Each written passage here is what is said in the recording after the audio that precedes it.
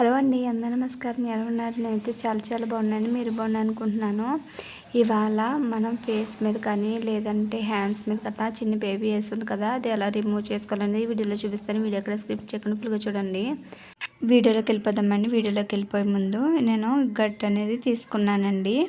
ఈ గట్టు బదులు మీరు ఏదైనా బౌల్ తీసుకున్నా అందులోనైనా చేసుకోవచ్చండి. గట్టు అంటే స్టవ్ మీద యూజ్ చేసుకోవడానికి అనేది ఈజీగా ఉంటుందని తీసుకున్నాను నేను. ఆ గట్టులోకి 3 స్పూన్లు షుగర్ వేసుకోవాలి. ఇలా 3 స్పూన్లు షుగర్ వేసుకున్నాం కదా, సాల్ట్ కూడా తీసుకుంటున్నానండి. కొంచెం పించ్ అంత సాల్ట్ వేసుకోవాలి. నేను ఎంత వేస్తున్నాను అది 2 సార్లు వేస్తున్నాను చూడండి.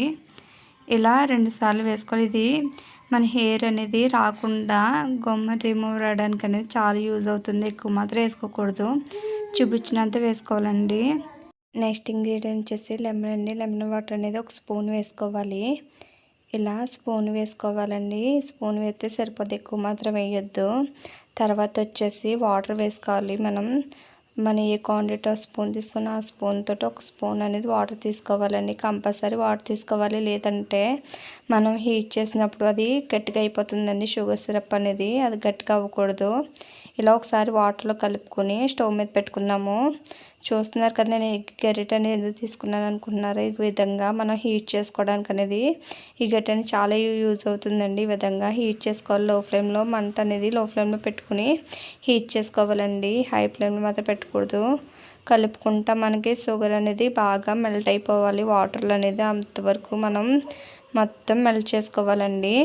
ఇలా కలుపుకుంటా షుగర్ అనేది బాగా కరిగించుకోవాలి. ఇలా కలపకుండా మీరు అలా వదిలేస్తే కింద అనేది అడుగంటేసి షుగర్ అనేది కరగకుండా ఉంటుందండి. ఈ విధంగా మంట అనేది లో ఫ్లేమ్ పెట్టుకుని బాగా చేసుకోవాలి. ఈ విధంగా చూడండి, ఈ విధంగా ఉంటే సరిపోతుంది. ఇప్పుడు స్టవ్ ఆఫ్ చేసుకుందాము. స్టవ్ ఆఫ్ చేసుకుని ఆ రెబడీ అనేది ఇప్పుడు ఆ బౌల్లో, చిన్న బౌల్లోకి అనేది తీసేసుకుందామండి. ఈ రెబడీ అనేది కొంచెం హీట్గా ఉండాలి, బాగా చల్లారకూడదండి. ఇలా హీట్గా ఉన్నప్పుడే నేను నా కాల్ మీద అనేది చేసి చూపిస్తున్నాను మీకు. ఇలా మీకు ఎక్కడ హెయిర్స్ అనేది ఉంటుందో అక్కడ మీరు యూజ్ చేసుకోవచ్చు. ఆ రెమెడీ వచ్చేసి నా కాల్ మీద ట్రై చేస్తున్నాను చూడండి. ఇలా నా కాల్ మీద బేబీ హెయిర్స్ అనేది ఏమీ లేదు. ఇలా దాని మీద అనేది నేను రాసి చూపిస్తున్నాను మీకు హెయిర్ ఎక్కువ ఎక్కడ ఉందో అక్కడ అనేది యూజ్ చేసుకోవచ్చండి. మెడ దగ్గర అయినా లేదంటే హ్యాండ్స్ మీద అయినా ఫేస్ మీద అయినా ఎక్కడైనా యూజ్ చేయొచ్చు. మన కెమికల్స్ లేదు కదండి, రిజల్ట్ అనేది అంత బాగానే కనిపిస్తుంది. ఇలా వేసుకుని ఆ రెమెడీ అనేది ఇలా కాల్ మీద వేసుకున్నాం కదండి. ఇవి వేసుకున్నాక మనకి పైకి మాత్రం అనకూడదు, కిందకి ఇలా పామాలండి. దానికోసమని నేను కాటన్ బ్యాగ్ అనేది తీసుకున్నానండి.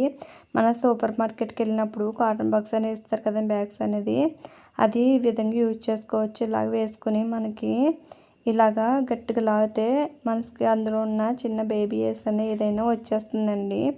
మీకు కనిపించకపోవచ్చు అండి, నాది చిన్న బేబీ హెయిర్స్ ఉన్న వల్ల, పెద్ద హెయిర్ అనేది లేక వల్ల మనకి కనిపించదు. ఒకసారి మీరే చూద్దరు. కానీ ఇలా రాసుకున్నాక ఇలాగా కాటన్ దాంతో ఇలాగ లాక్కుంటే మనకి హెయిర్ అయినా ఈజీగా వచ్చేస్తుందండి. మీకు కనిపించకపోవచ్చు, మీరే కొంచెం క్లియర్గా చూస్తే మీకు కనిపిస్తుంది. దానికనేది కనిపించట్లేదండి.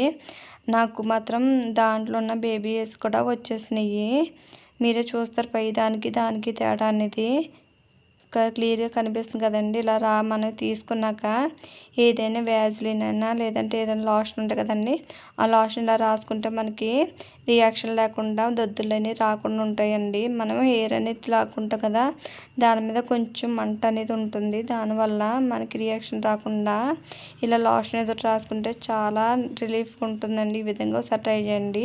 ఈ వీడియో కనుక నచ్చితే సబ్స్క్రైబ్ చేసి లైక్ చేయండి. థ్యాంక్ యూ అండి. Thank you for watching. Bye.